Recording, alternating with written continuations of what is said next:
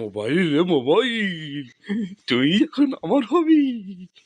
সেই মোবাইলই আমি তো চালাবো।